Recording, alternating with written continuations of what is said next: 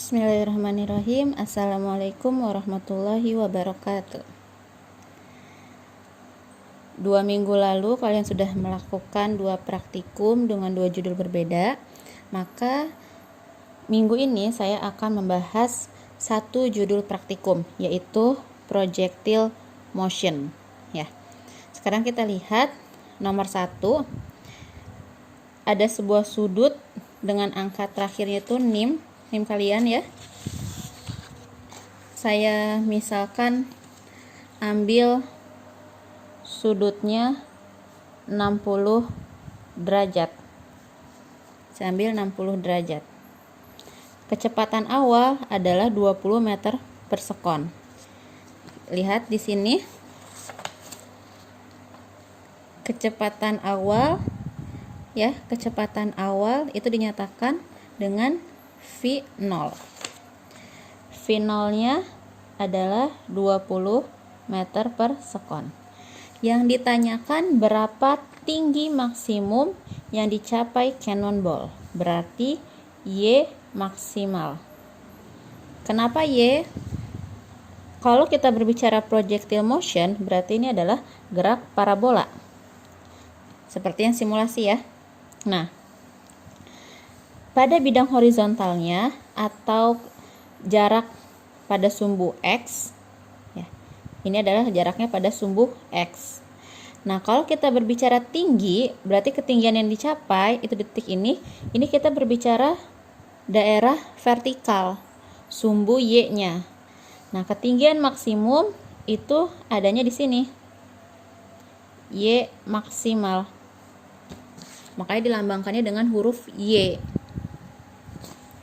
Soalnya kan kalau dari titik sini semuanya pasti ketinggiannya rendah. Sini juga makin rendah, makin rendah, makin rendah. Berarti yang paling maksimalnya adalah di sini. Untuk menghitung, yang pertama kalian diminta bandingkan hasil praktikum dengan hasil perhitungan. Ini kalau hasil praktikum, ya, kalian lihat hasil praktikum itu gampang ya. Kalian tinggal lihat dari sini, dari alat ukurnya nih, tempatin alat ukur digital di sini, itu sudah ada. Ketinggiannya adalah 15,29 meter. Waktunya adalah 1,77 detik. Itu ya, itu adalah hasil praktikum kalian. Oke, saya catat di sini. Tadi ketinggian maksimal yang dicapai dari hasil simulasi adalah 15,29 meter. Waktunya adalah 1,77 detik. Sekarang ini adalah hasil praktikum. Lalu kita suruh bandingkan dengan hasil perhitungan. Yang dibandingkannya adalah nilai Y max-nya. Pilih di sini. Pada beberapa rumus di sini kalian pilih. Tadi ketinggian maksimum dilambangkan dengan Y. Maka rumus yang kita pakai otomatis adalah yang ini ya. Lihat saja di sininya ada Y itu adalah kedudukan benda pada sumbu Y dalam bidang vertikal. Berarti ketinggian dilambangkan dengan Y. Maka carilah rumus Y. Rumus Y saya salin lagi di sini. Y-nya adalah V0Y kali T min setengah GT kuadrat. Ini adalah rumus ketinggian untuk di semua titik, baik di sini, di sini, di sini maupun di ketinggian maksimum. Itu semuanya rumusnya adalah ini. Tapi yang kita harus perhatikan sekarang, ketika kita berbicara ketinggian maksimum, di sini ada kondisi tertentu. Pada ketinggian maksimum ini, dia di sini tidak punya kecepatan awal dalam sudut vertikal lagi. Karena pada ketinggian maksimum benda ini sudah tidak naik. Ketika sudah sampai puncak di ketinggian maksimal dia, benda itu sudah tidak akan naik lagi. Nama juga ketinggian maksimum ya. Benda sudah tidak akan naik, dia justru akan turun. Di situ adalah titik baliknya. Maka kecepatan awal pada sumbu Y-nya dia tidak punya. Maka nilai ini adalah 0. Sehingga untuk rumus ketinggian maksimum itu rumusnya adalah min setengah GT kuadrat. Nilai negatif ini untuk menunjukkan bahwa pada ketinggian maksimum selanjutnya dia akan turun kecepatannya, makanya dia bernilainya negatif. Nah, kita ambil ini setengah GT kuadrat. Setengah G-nya lihat pada tabel di praktikum ini nilainya berapa nih? Ada di sini nih. Di sini gravity-nya nih. Ketinggian gaya gravitasinya adalah 9,8. Jadi yang dipakai pada percobaan ini gravitasinya adalah 9,8, bukan 10. Kecuali kalau kalian sebelumnya sudah mengganti ke angka 10. Gunakanlah angka 10 itu. Nah, 9,8 dikali T. Tadi waktu yang ditempuhnya adalah 1,77.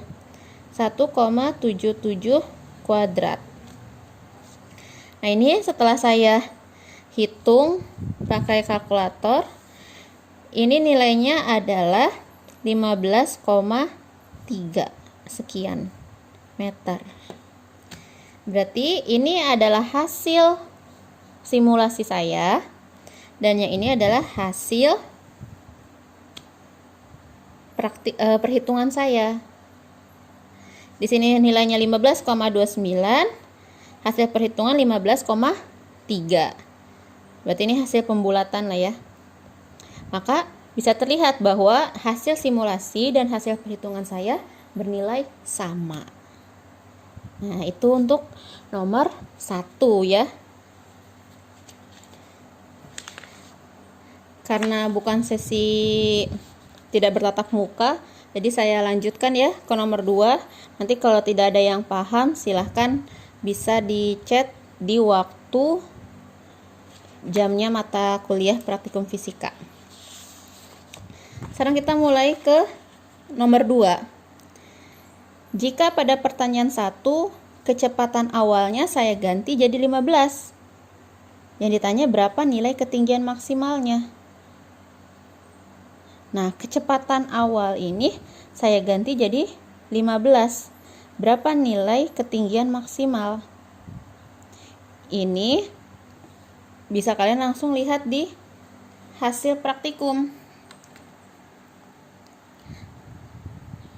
Kalau kalian ternyata mendapatkan jawaban dari hasil perhitungan, silahkan. Tapi sekarang coba, karena di situ saya tidak mencantumkan, maka sebenarnya ini adalah boleh menggunakan simulasi saja. Ini ya, kecepatan awalnya saya sudah ganti jadi 15, sudutnya saya tetap 60 seperti soal nomor 1. Saya cantumkan di sini. Nah, ketinggiannya menjadi 8,6 meter.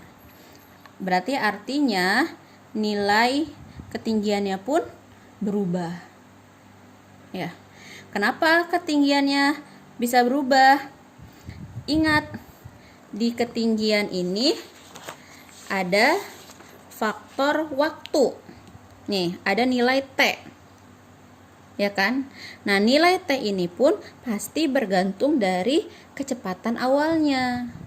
Jadi kalau kecepatan awalnya berbeda, otomatis nilai Y-nya juga akan berbeda karena ada faktor waktu di sini yang mempengaruhi. Gitu.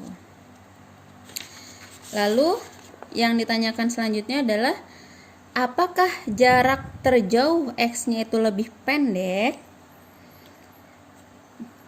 Jarak terjauh ya. Jarak terjauh itu berarti di sini nilainya. Nah, jarak terjauh. Nilai sampai titik sini.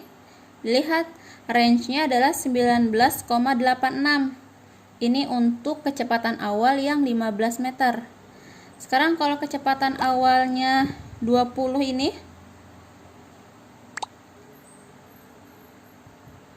nah, range-nya adalah 35,31.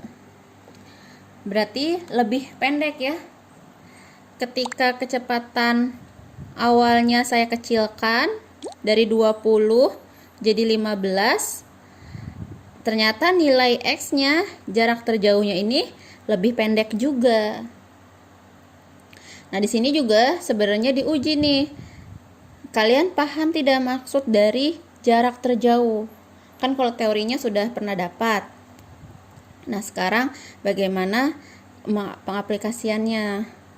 Nah, jarak terjauh ini kalian menempatkannya di posisi mana? Seperti tadi yang saya tunjukkan, bahwa jarak terjauh itu adalah tempat bola itu terjatuh. Gitu ya.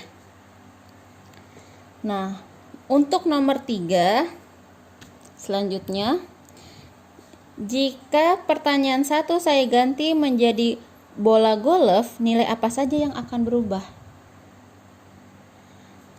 Itu tanpa simulasi sebenarnya langsung bisa kalian jawab. Tadi ini rumus untuk ketinggian maksimum. Tadi yang ini adalah untuk jarak terjauh X ya, rumus yang ini. Lihat saja, kan berarti yang membedakan cannonball dengan golf ball itu adalah masanya. Sedangkan di kedua rumus ini tidak ada massa. Otomatis maka tidak ada nilai yang berubah. Gitu. Coba ya. Kalau kurang yakin, saya ganti cannonball-nya dengan golf ball. Di sini ya, satu lagi.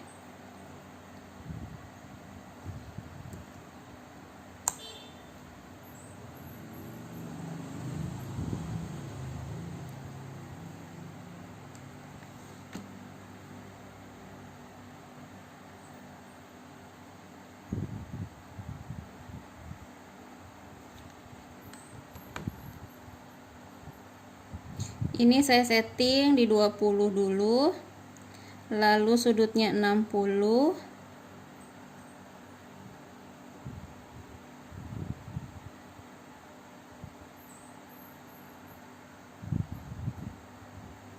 Nah, sekarang bolanya saya ganti bola golf. Oke. Saya tembakkan.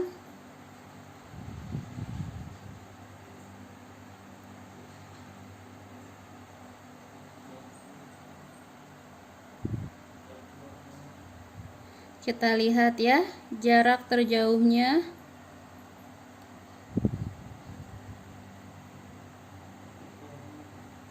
(35,31). Sebelumnya saat saya pakai cannonball 35,31. Nilainya tetap sama karena tadi tidak ada massanya. Maksudnya massa itu tidak mempengaruhi. Pada rumus ini tidak ada simbol untuk massa, maka massanya tidak mempengaruhi. Selanjutnya kita bahas yang nomor 4 ya. Pertanyaannya, jika pada soal nomor 1 ini sudutnya saya beri sudut 90 derajat, maka apa yang akan terjadi? Mungkin kalian sudah mencoba ya, bahwa dia akan bergerak lurus, tidak membentuk parabola. Saya balik. Ketika sudutnya 90 derajat, ini titik awal bola dilemparkan, dia akan bergeraknya lurus sampai titik tertentu, dia akan balik lagi. Ini ketika diberikan sudut 90 derajat. Berarti kalau gerakan yang seperti ini, dia tetap punya yang namanya ketinggian maksimum. Jadi kalau ditampilkan pada alat ukur waktu, range, dan height, nah semuanya ini waktunya tetap ada nilainya, ketinggiannya juga tetap ada. Sebagai contoh ini ya, saya perlihatkan akan seperti ini. Jadi dia tetap punya ketinggian maksimum, nilainya 20,39 meter. Dan waktu untuk sampai ke ketinggian maksimum ini adalah 2 detik. Nah, hanya saja di sini range-nya yang bernilai 0. Dan kenapa nilai range-nya atau jarak terjauhnya atau jarak itu bernilai 0, jarak terjauhnya? Karena lihat di sini, untuk mencari nilai X, V0 cos theta, V0 cos theta. Kalau kita masukkan 90 derajat, cos 90 derajat itu bernilai 0. Makanya dia tidak punya nilai X. Nilai range-nya itu adalah 0. Seperti itu. Dan untuk soal yang nomor 5, yang ditanyakan untuk mendapatkan jarak terjauh atau X saat pelemparan bola golf, berapa sudut yang harus saya berikan dengan kecepatan awal 10 meter per sekon. Jadi kalau saya punya bola golf, ini ya, bola golf nih,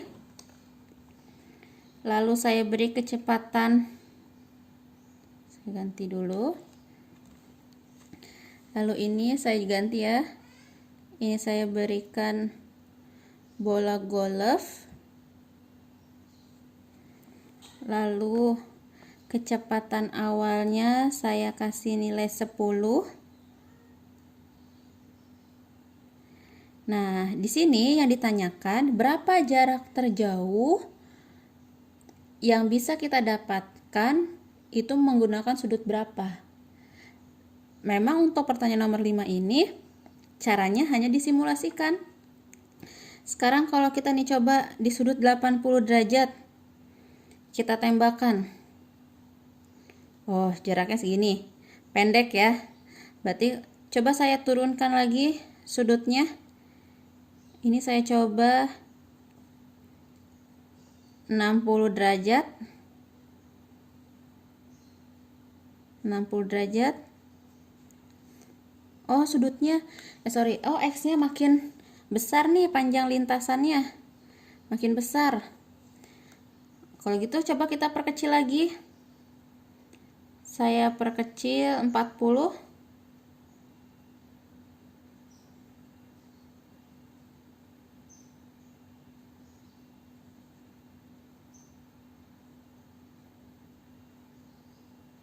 Nah, saya tembakkan.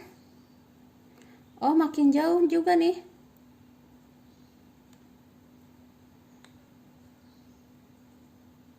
Dengan nilai 40 semakin jauh. Atau saya coba perkecil lagi. Nah, ini kan dia paling minimal 25 derajat ya. Saya coba tembakkan. Oh, ternyata 25 derajat ini justru malah makin pendek. Jadi semakin kecil sudut lalu X-nya makin panjang, itu bukan kesimpulan yang bisa diambil. Ini makanya dicoba-coba. Kira-kira berapa ya yang kalian dapatkan? Itu ya. Saya tidak akan berikan tahu hasilnya. Nanti yang pasti caranya seperti itu. Itu ya. Soalnya kalau saya pun mencontohkan tadi nilainya susah kalian lihat ya. Jadi kurang lebih caranya untuk nomor 5 itu memang dengan dicoba-coba gitu. Jadi Bu, saya harus, kalau ada pertanyaan kemarin Bu, saya harus berikan sudut berapa? Sudutnya berapa Bu untuk nomor 5? Ya sudutnya itu yang sudah ditanyakan. Kira-kira untuk dapat X terjauh itu saya bisa dapatkan dengan mencantumkan nilai sudut berapa. Caranya ya dicoba-cobakan di simulasinya gitu. Lalu selanjutnya, bagaimana dengan kecepatan awalnya yang 25? Nah, itu pun sama dicoba. Jadi di situ nanti mau diambil kesimpulan. Kalau sudutnya berbeda, untuk mendapatkan jarak terjauh itu apakah dengan sudut yang sama atau tidak? Dan apa yang mempengaruhinya gitu. Kan sebenarnya gampang ya, kalau jarak terjauh lihat aja V0 cos theta kali T. Jadi otomatis sudut ini pasti mempengaruhi, dan kecepatan awal juga pasti mempengaruhi. Kecepatan awal pasti mempengaruhi. Sudutnya ini berapa nih? kalau dengan catatannya yang berbeda-beda. Gitu. Oke, saya cukupkan untuk sesi materinya untuk projectile motion. Silahkan kalau ada yang mau ditanyakan bisa lewat grup WA ya. Tapi itu pertanyaan hanya sampai jam mata kuliahnya. Jadi di luar jam mata kuliah kelas tersebut, mohon maaf tidak akan saya jawab karena saya juga ada kelas berikutnya lagi. Seperti itu ya. Jadi untuk minggu ini pembahasannya projectile motion.